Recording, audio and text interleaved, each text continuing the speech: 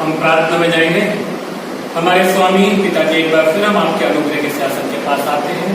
आज की सुबह पिता परमेश्वर, आपने हमको मौका दिया, आपने जीवितों की धरती पे जीवित रखा है पिता। आपका अनुग्रह और आपकी दया हमारे ऊपर बनी हुई है, इसलिए दिल की गहराई से प्रत्येक आशीष के लिए आपका धन्यवाद देते हैं। आज पिता परमेश्वर एक बार फिर रविवार आपने हमको दिया है और हम आपके भवन में उपस्थित हैं पिता। कलीसिया के लोग नहीं हैं, लेकिन प्रभु आपका आत्मा हमारे बीच में है। आपने कहा जहाँ 2 या 3 मेरे नाम से इकट्ठे होंगे मैं उनके बीच में उपस्थित होगा। मैं और मेरी पत्नी यहाँ पर बीच में है पिता परमेश्वर। आप हमारे बीच में पवित्र आत्मा के रूप में उपस्थित है पिता। आज जो कुछ यहाँ पर वचन प्रवचन होता है पिता, मैं नहीं बल्कि आपका आत्मा बोलने पाए, ताकि पिता वो लोग जो इस वचन को सुनेंगे वो इस चीज का एहसास करने पाए कि वाकई में पिता परमेश्वर जिसने सृष्टि की रचना की है वो हमसे बातचीत करना चाहता है। प्रभु जी, बाकी समय को हम आपके हाथ में सौंप देते हैं, यीशु नासरी के नाम से मांगते हैं। जैसा कि हम जानते हैं कि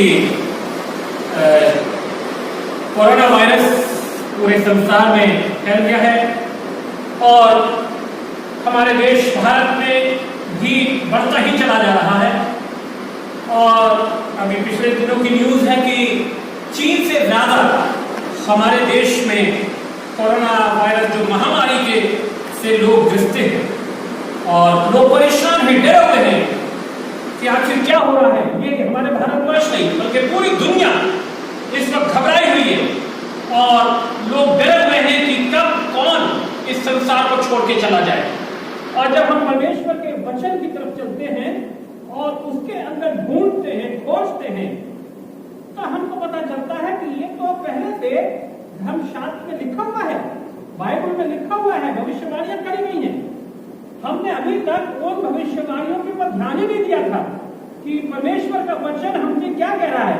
और जो पास्टर लोग या प्रभु के भक्त लोग, प्रभु के दास लोग दुनिया के लोगों को बता रहे हैं, बाइबल उससे बता रहे हैं, भविष्यवाणियों के बारे में बता रहे हैं। और मेरी उम्र अब ये 60 साल का होने वाला हूं मैं, लेकिन मैं जब होश में आया तभी से मुझे इस चीज का एहसास है कि पास्टर प्रचारक लोग दुनिया के लोगों को बता रहे हैं कि ये जो बाइबल कह रहे थे उसकी एक एक बात पूरी होगी। और हम तो मजाक में लेते हैं उस बात को, सोचते हैं कि अभी तक तो कुछ हुआ ही नहीं, अभी तक तो कुछ हुआ ही नहीं, पता नहीं होगा कि नहीं होगा। लेकिन आज की तारीख में ये सारी चीजें जो बाइबल में लिखी हुई है भविष्यवाणी के रूप में, वो जब पूरी हो रही हैं तब हमको एहसास हो रहा है कि वाकई में प्रभु के भक्तों ने, परमेश्वर ने अपने भक्तों के द्वारा जो बातें करी और जो बाइबल में लिखी हुई है भविष्यवाणी के रूप में, वो आज की तारीख में पूरी हो रही है। मैं यशायाह नबी की किताब को देख रहा था और मैं यशायाह नबी 24वें अध्याय में जब मेरा ध्यान इसकी तरफ गया तो इससे पहले भी मैंने कई बार इस चीज को देखा और विचार किया, लेकिन आज की तारीख में, आज जो भारतवर्ष में ही नहीं बल्कि पूरे संसार में कोरोना वायरस ने जो अपना पूरे क्षेत्र में फैल गया है महामारी के रूप में, तब हमको लगता है कि परमेश्वर जो है, परमेश्वर ने जो अपने दास यशायाह के द्वारा जो भविष्यवाणी करी थी वो एक एक करके पूरी हो रही है। यीशु मसीह के बारे में, पैदाइश के बारे, प्रभु यीशु मसीह की पैदाइश के बारे में जो भविष्यवाणी करी थी वो पूरी हुई। प्रभु यीशु मसीह के क्रूस उठाने के बारे में जो भविष्यवाणी करी थी वो पूरी हुई। इसके अलावा और भी धीरे धीरे बहुत सी भविष्यवाणियां पूरी हुई और अब और भी भविष्यवाणियां पूरी हो रही हैं। लिखा हुआ है, मैं इस वचन को पढ़ूंगा और आप लोग गौर से सुनेंगे, समझेंगे कि बाइबल क्या कह रही है। परमेश्वर पृथ्वी का न्याय करने के लिए उतर आया है। परमेश्वर जो है, यहोवा जो है, पृथ्वी का न्याय करेगा। और लिखा हुआ है यशायाह नबी की किताब उसका 24वें अध्याय, सुनो यहोवा पृथ्वी के निर्जन और सुनसान करने पर है। सुनो, यहोवा पृथ्वी को निर्जन और सुनसान करने पर है।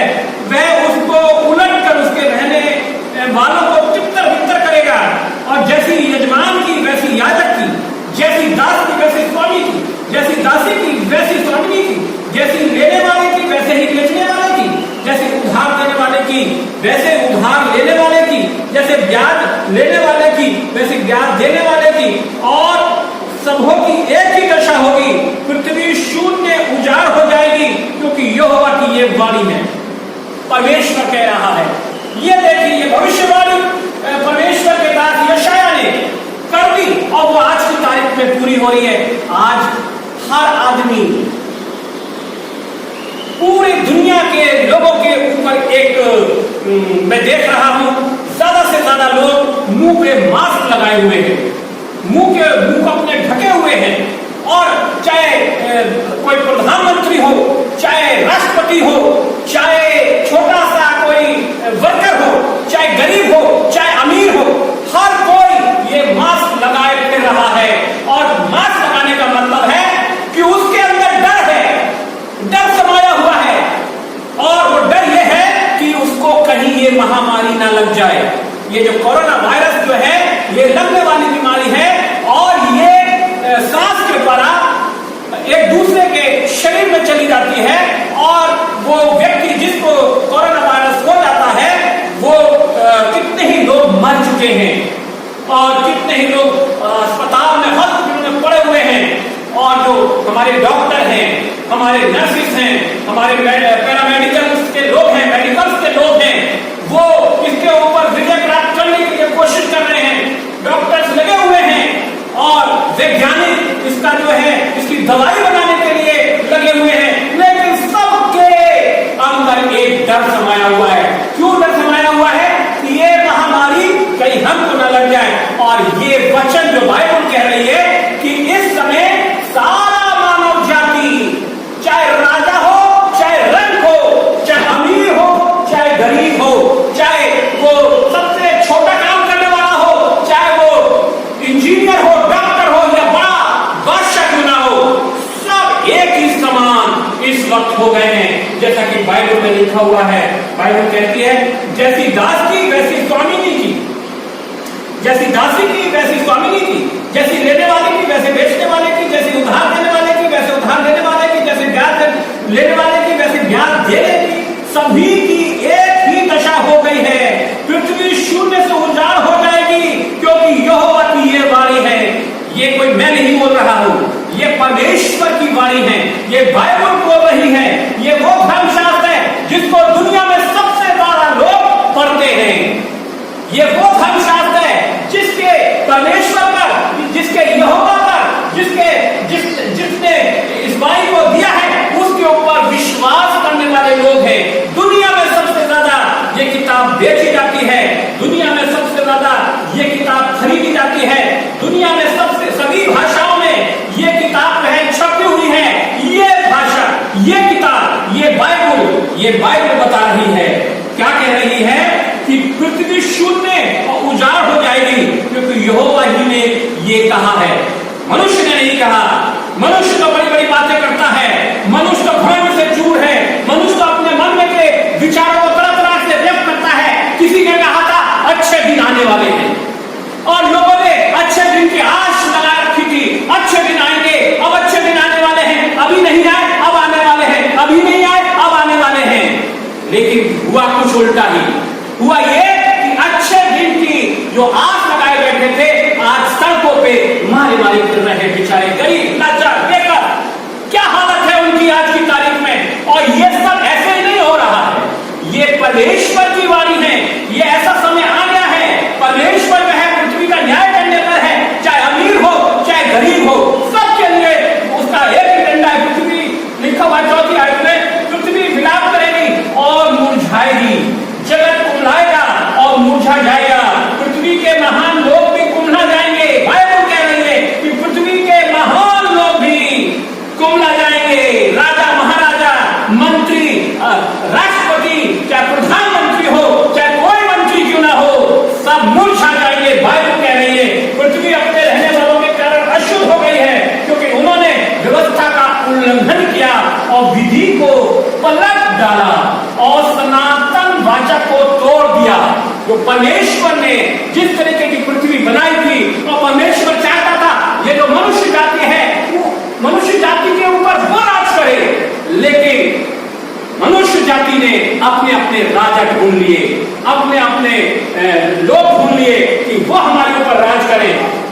बाइबल कहती है इस कारण पृथ्वी के को शाप ग्रसेगा और उसमें रहने वाले दोषी ठहरेंगे और इसी कारण पृथ्वी के निवासी भस्म होंगे और थोड़े ही मनुष्य रह जाएंगे, थोड़े ही मनुष्य रह जाएंगे। अभी तो हम इंतजार कर रहे थे कि अच्छे दिन आने वाले हैं, लेकिन आने वाले समय ये क्या हो रहा है, ये कौन से अच्छे दिन हैं कि लोग परेशान हैं, भूखे मर रहे हैं, अपने अपने घरों में बंद हैं, ये कौन से अच्छे दिन हैं। लेकिन ये तो बाइबल कह रही है कि अच्छे दिन अब नहीं, क्योंकि पृथ्वी के ऊपर श्राप आएगा। और लिखा हुआ है, देखिए, इस कारण पृथ्वी के शाप ग्रसेगा और उस पे रहने वाले दोषी ठहरेंगे और इसी कारण पृथ्वी के निवासी भस्म हो जाएंगे और थोड़े ही मनुष्य रह जाएंगे। क्यों? क्योंकि उन्होंने परमेश्वर को एक कोने में रख दिया है। वो सृष्टि की पूजा करने लगे हैं, सृष्टि को अपना ईश्वर समझते हैं, सूरज को अपना ईश्वर समझते हैं, चांद को अपना देवता कहते हैं, पेड़ को अपना देवता कहते हैं और संसार की और जो सृष्टि है जिसको परमेश्वर ने बनाई है उसको वो अपना ईश्वर कहते हैं। लेकिन परमेश्वर जिसने पूरी सृष्टि को बनाया है उसके ऊपर ध्यान नहीं देते, उसके ऊपर मनन नहीं करते, उसकी बातों पे ध्यान नहीं करते हैं। लेकिन परमेश्वर ये कह रहा है, परमेश्वर न्याय करने पर है।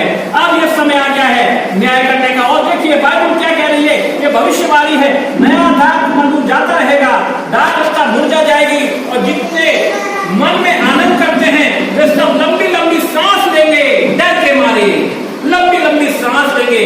डफ का सुखदायी शब्द बंद हो जाएगा।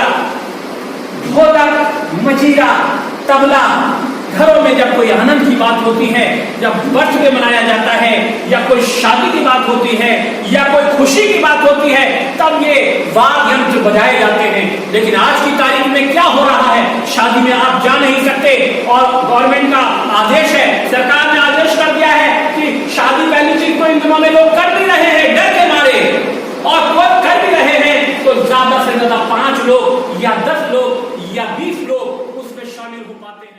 एक के बाद एक दूसरों को लगती चली जाएगी, उससे लोग डरे हुए हैं। तो वो डफ, बाइबल कह रही है, डफ का जो खुशी का समय था वो सब चला गया है।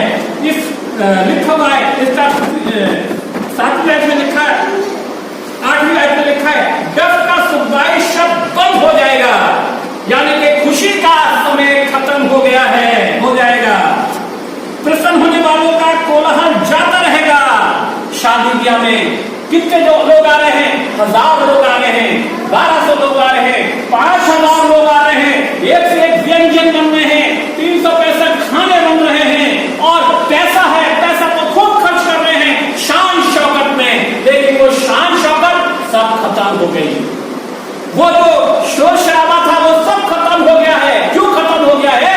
क्योंकि परमेश्वर न्याय करने आ रहा है।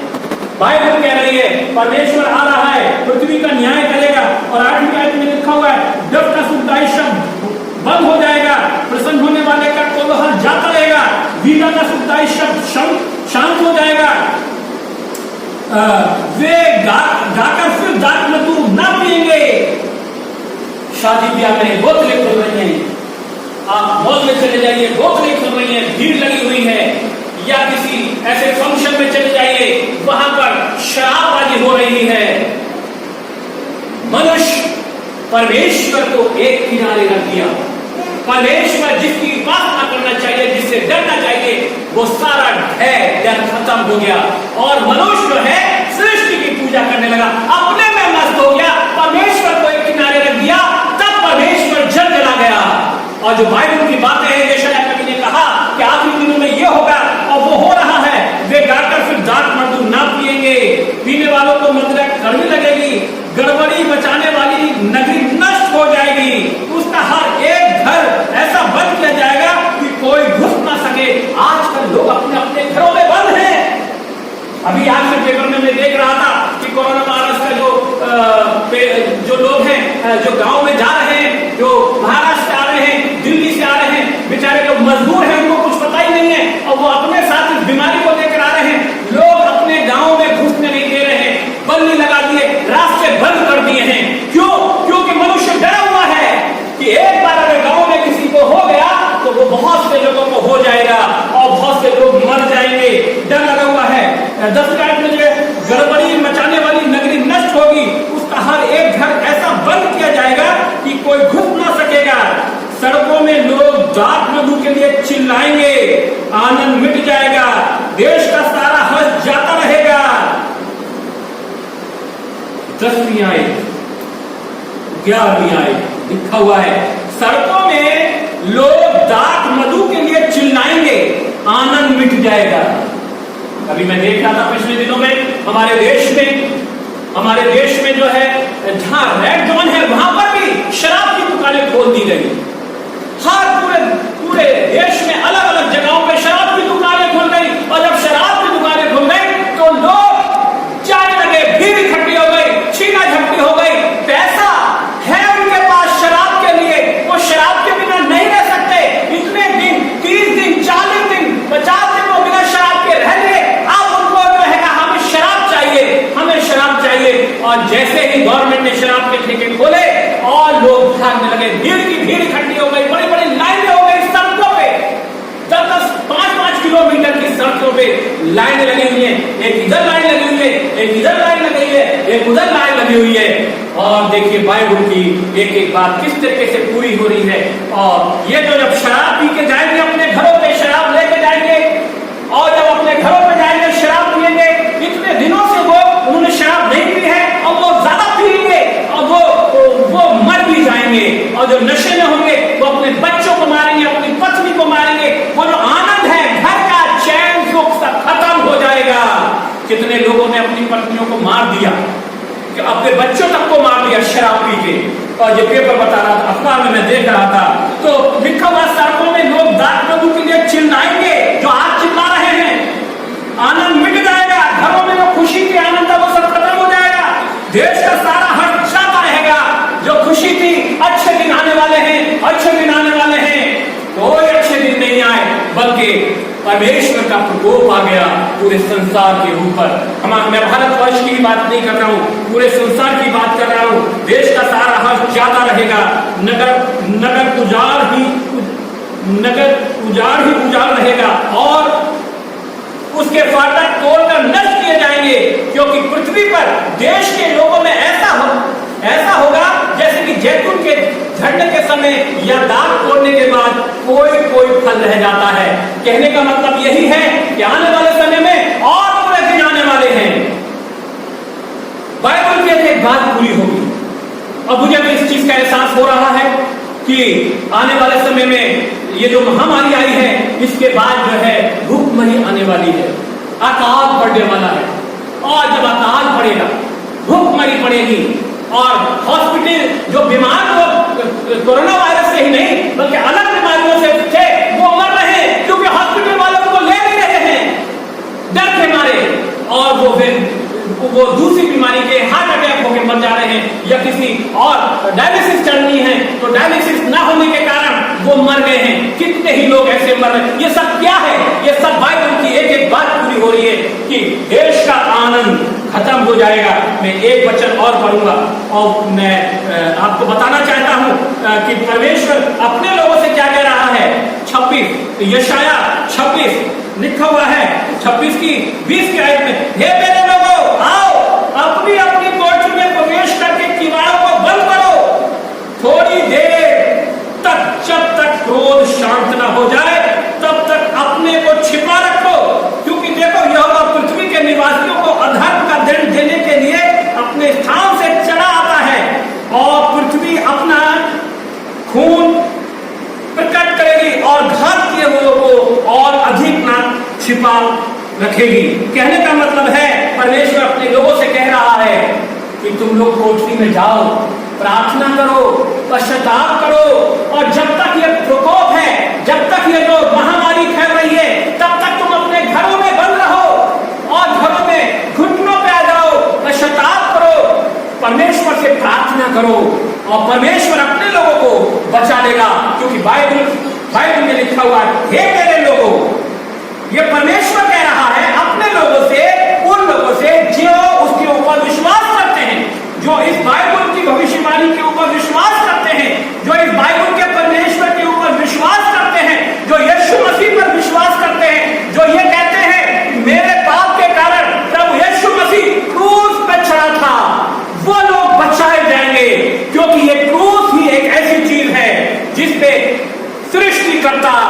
जो परमेश्वर सृष्टि का मालिक है, उसने वो सृष्टि, वो स्वर्ग आसन छोड़ दिया, वो इस पृथ्वी पर उतर आया यीशु नासरी बनकर, और हम मनुष्य जाति के लिए के पापों के कारण वो क्रूस पे खींचा गया, क्रूस पे चढ़ाया गया, और जिसने उसके ऊपर विश्वास किया उसका लहू बहाया गया। और जिसने विश्वास किया कि हाँ, यीशु के लहू के से मैं शुद्ध किया जा सकता हूं, उसने मेरे पापों के कारण अपनी पीठ पर कोड़े खाए और उसके कोड़े खाने से मैं चंगा किया जाऊंगा, उनके लिए परमेश्वर कहता है, हे मेरे लोगों, आओ अपनी अपनी कोठरी में प्रवेश करके दीवारों को बंद करो, थोड़ी देर, जब तक क्रोध शांत ना हो। किसका क्रोध? परमेश्वर का। तब तक अपने को छिपा रखो, क्योंकि देखो यहोवा पृथ्वी के निवासियों को अधर्म का दंड देने के लिए अपने स्थान से चला आता है, और पृथ्वी अपना खून प्रकट करेगी और घातियों को और अधिक न छिपा रखेगी। कोई बचने नहीं पाएगा, क्योंकि यहोवा आ रहा है, परमेश्वर आ रहा है, न्याय करने के लिए आ रहा है, पूरे संसार का न्याय करने के लिए आ रहा है। इसीलिए तो पूरे संसार के लोग डरे हुए हैं। और मैं तो संसार के लोगों से कहना चाहता हूं कि अभी भी मौका है, अपने घुटनों पे आ जाओ, पश्चाताप करो। बाइबल कहती है उसने मनुष्य के रूप में प्रकट होकर अपने आप को दीन किया, और यहां तक आज्ञाकारी रहा कि उसने मृत्यु, क्रूस की मृत्यु तक सहली। इसलिए परमेश्वर ने उसको अत्यंत महान किया और वो नाम दिया जो सब नामों में श्रेष्ठ है, सब नामों में श्रेष्ठ है, और उसका नाम है यीशु। यीशु मसीह पर विश्वास करेंगे तो निश्चित परमेश्वर मेरे देश को, हमारे संसार को जैसा था वैसा ही कर देगा। ये महामारी चली जाएगी। वो अपने लोगों से कह रहा है, पश्चाताप कर लो, मौका है, क्योंकि यीशु न्याय करने के लिए आ रहा है। परमेश्वर अपने वचन पर